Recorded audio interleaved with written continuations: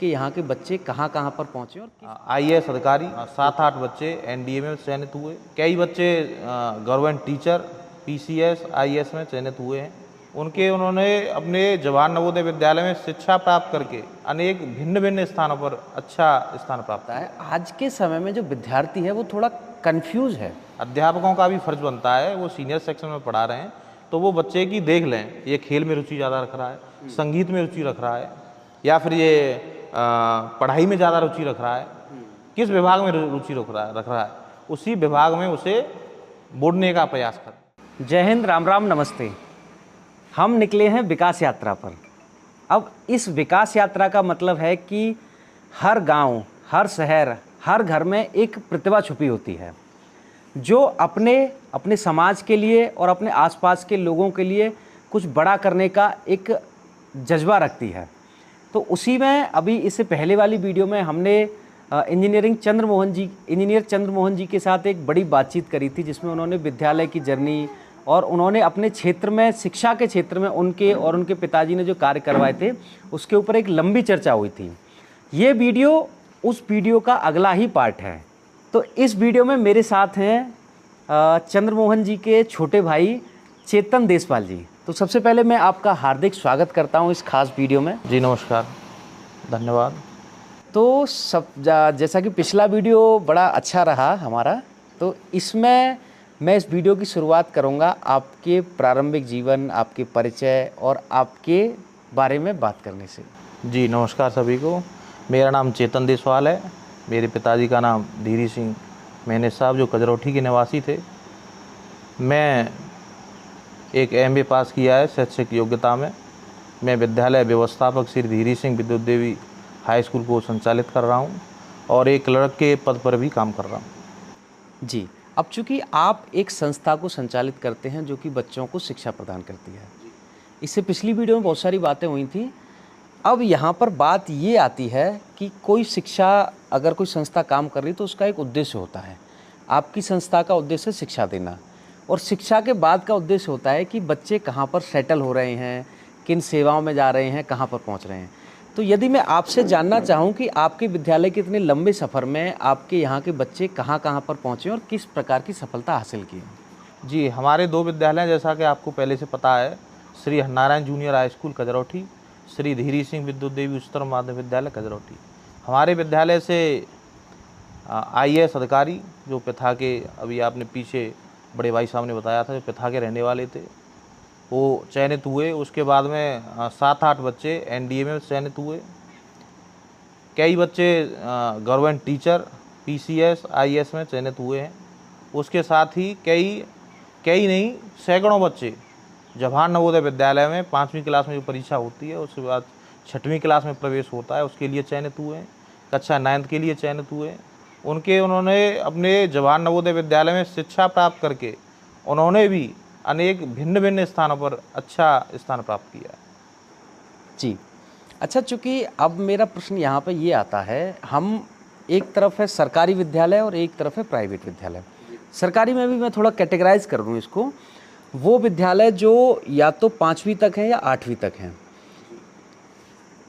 मैं अपने आसपास के क्षेत्र में देखता हूँ तो हमारे जो गार्जियन हैं वो अपने बच्चे को सरकारी विद्यालय में भेजने से बचते हैं, वो प्राइवेट में भेजना चाहते हैं। तो इसके पीछे, इसको लेकर के आपकी क्या एक राय है? देखिए, सरकारी और प्राइवेट विद्यालय में भाई साहब बड़ी अंतर क्यों है, ये आप भी जान रहे हैं, हम भी जान रहे हैं। लेकिन एक सबसे बड़ी समस्या सरकारी विद्यालयों में स्टाफ का ना होना, शिक्षकों की कमी। अभी अनुपात में आप देखेंगे, छात्र संख्या है 200, अध्यापक हैं 2, तो वो किस तरह से मैनेज करें? एक हेड का काम कर रहे हैं, कागजी कार्रवाई पूरी कर रहे हैं, एक टीचर 200 बच्चों को कैसे पढ़ाए? बिल्कुल। या छात्र संख्या है 100, अध्यापक वहाँ पे शिक्षा मित्री हैं एक, तो किस तरह से काम हो? तो शिक्षकों की कमी बहुत ही इसमें जो है सरकारी विद्यालयों में कमी चल रही है।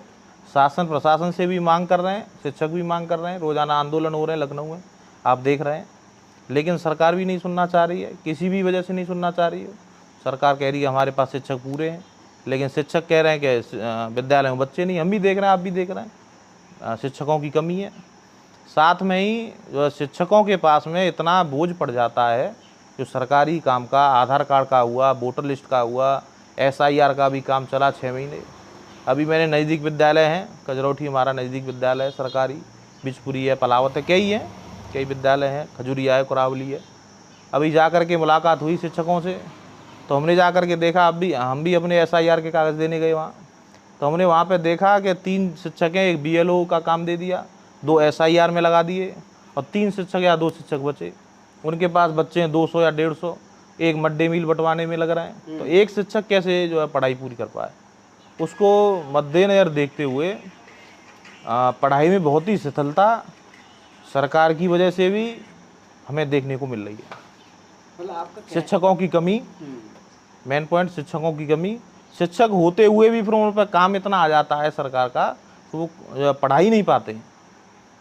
अभी 1 साल में 12 महीने होते हैं, 1.5 महीना अभी छुट्टियों का चला गया, ग्रीष्मकालीन, फिर शीतकालीन चला गया। उसके बाद में सरकारियाँ छुट्टियाँ होती हैं, फिर BLO का काम आ जाता है। अभी आप देख रहे हैं ग्राम पंचायत चुनाव, 2027 में विधानसभा का चुनाव, उसके बाद में लोकसभा का चुनाव, उससे पहले ही विधान परिषद MLC का चुनाव आ जाएगा। तो समय ही नहीं मिल पाता पढ़ाने के लिए शिक्षकों को। ये बहुत बड़ी कमी है। मतलब तो सरकार को, मेरा तो यही कहना है कि सरकार को अलग से भर्ती करनी चाहिए, अलग बोर्ड बनाना चाहिए, इसके लिए एक अलग नियुक्त किए जाएं कर्मचारी।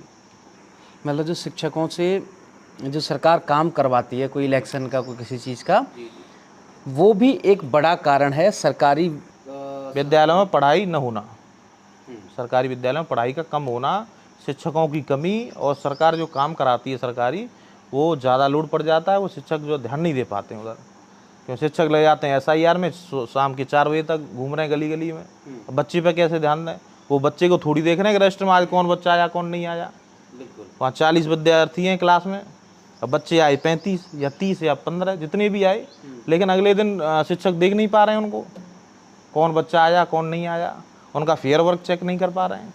वो तो SIR में लगे पड़े हैं। अभी फ़ोन आ गया कि सर मेरा आधार कार्ड ले जाओ, शिक्षक जा रहे हैं, बाइक अपनी चालू करिए, वहाँ चल दिए आधार कार्ड लेने। वो आधार कार्ड नहीं लेने जा रहे हैं तो उनका मानक पूरा नहीं हो रहा है। उनको डेली वो दिया जाता है, एक 40 आदमी आपको SIR करना है, या वोट बढ़वाने या वोट कटवाने, उनको फिक्स होता है एक टारगेट पूरा नहीं हो रहा है तो ABS और BSS आप फ़ोन कर रहे हैं, उनकी मजबूरी हो जाती है। तो शिक्षकों के प्रति सरकार को भी अलग से जो है चयनित किए जाएँ, बोर्ड बनाया जाए और भर्ती कराई जाए, और शिक्षकों को शिक्षा से ही संबंधित रखा जाए। अच्छा, एक मेरा प्रश्न यहाँ ये निकल कर के आता है, आपकी जो जन्मभूमि है, और हालांकि मेरी भी जो जन्मभूमि है, वहाँ पर यदि हम सही से देखें तो शिक्षा के क्षेत्र में हम लोग उतना अच्छा नहीं कर पाए हैं जितना कि हो सकता था कर सकते थे। तो आपको क्या लगता है कि हम शिक्षा में अगर थोड़ा बहुत पिछड़ भी रहे हैं, जितना भी पिछड़ रहे हैं, उसके पीछे क्या कारण है? बहुत ही अच्छा आपने जो है प्रश्न किया है, मैं इसका ज़रूर उत्तर दूंगा। देखिए, सबसे बड़ा कारण ये है कि जो हमारे गार्जियंस, अभिभावक होते हैं, पेरेंट्स होते हैं, वो शिक्षा को प्रथम स्थान नहीं देते हैं, वरीयता नहीं देते हैं।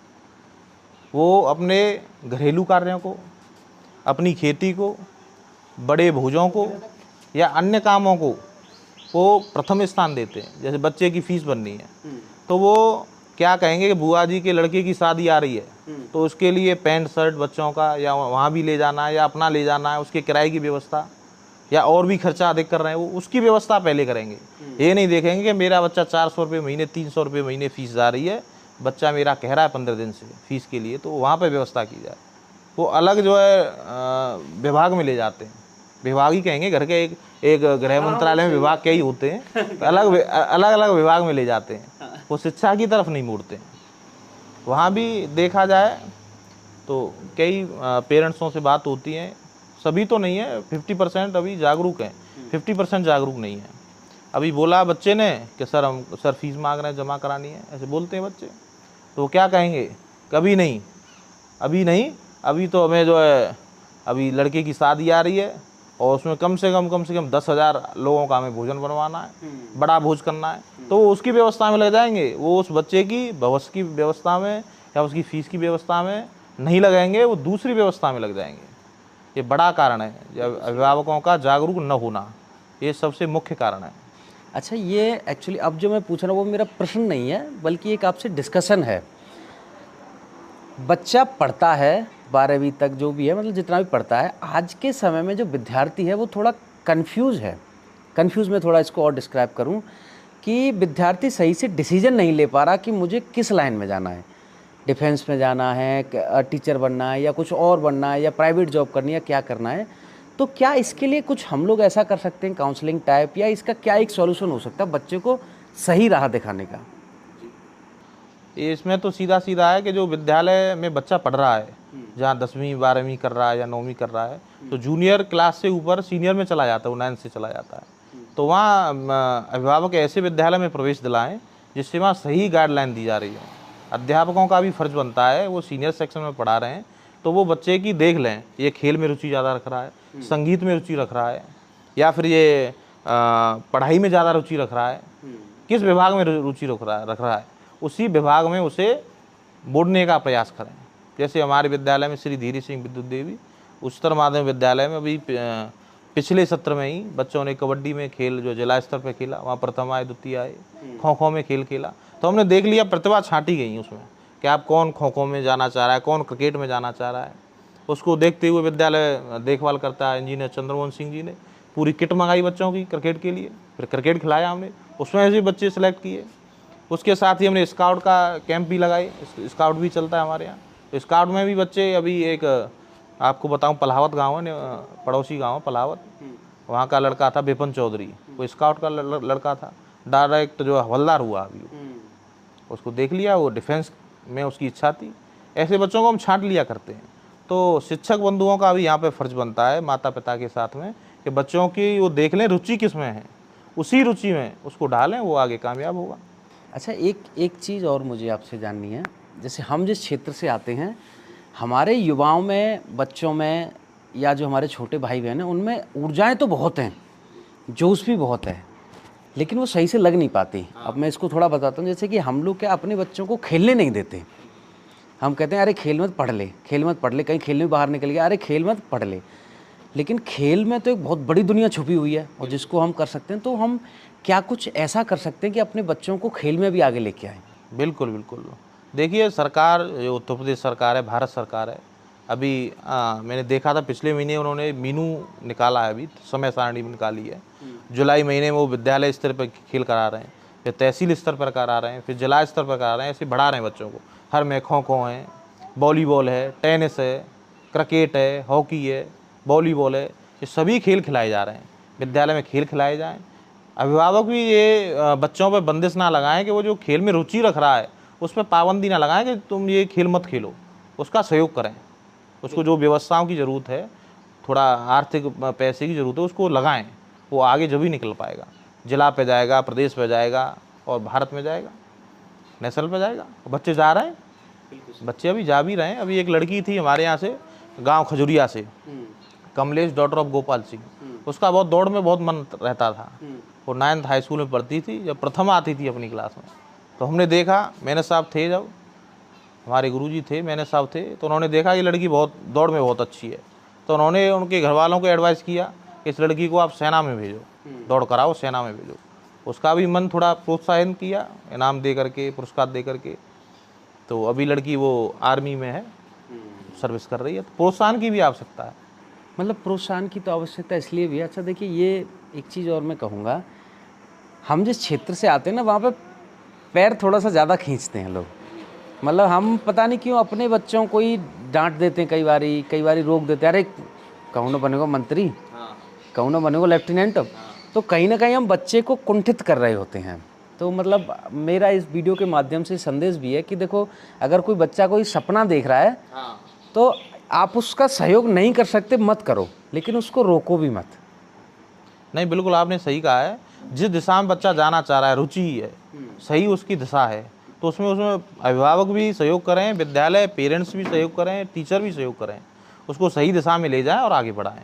साथ में हमारे बुआ जी के लड़के हैं, हमारे पिताजी के भांजे लगते हैं, उनका अभी नाती लेफ्टिनेंट हुआ है। वो विद्यालय से आता रहता था, विद्यालय संस्थापक जी से बहुत उनका प्रेम था, तो दिशा निर्देश देते रहते थे।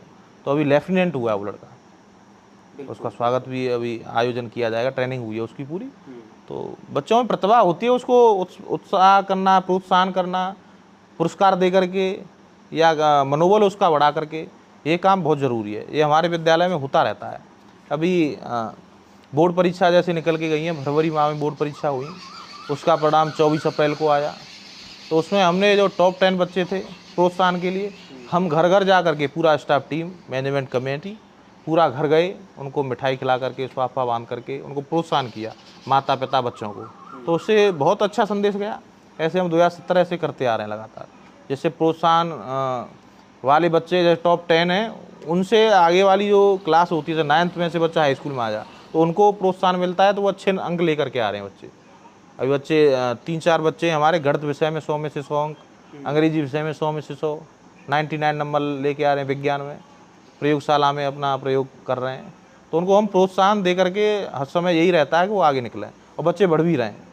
अभी जून महीने में जो अग्निवीर का वो गया है बैच, आपको पता ही होगा, आर्मी में बच्चे गए हैं अग्निवीर में।